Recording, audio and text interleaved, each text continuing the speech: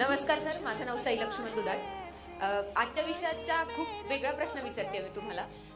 Sir, तुमचा निर्भीडपणा, खरेपणा आणि या समाजात असलेला भ्रष्टाचार आणि खोटेपणा आणि त्याचा परिणाम स्वरूप तुमच्या अनेकदा होणाऱ्या बदल्या, या सगळ्या सिच्युएशन मध्ये इतकं संयमी व्यक्तिमत्व आणि इतका विचारांचा गोंधळ न होऊ दे, हा ताळमेळ सर तुम्ही कसा साधता, हा माझा पहिला प्रश्न.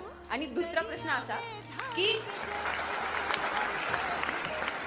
सर, तुमच्या कुटुंबाच्या दृष्टीनं एक नागरिक म्हणून तुम्हाला सगळ्या कायद्यांचं ज्ञान असतानाही ज्यावेळेस तुम्हाला तुमच्या कुटुंबाच्या दृष्टीने या गोष्टींची जाण होते की समाजात हे व्हायला पाहिजे आणि हे म्हणजे हे व्हायला हवं, पण होताना दुसरं काही होतंय, त्यावेळेस चिडचिडपणा होत नाही का सर?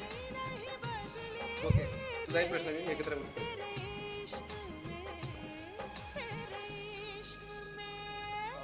सर, तुम्ही आता भाषण देताना म्हणाला की 17 वर्षाच्या कालावधीत तुम्हाला असं वाटत नाही की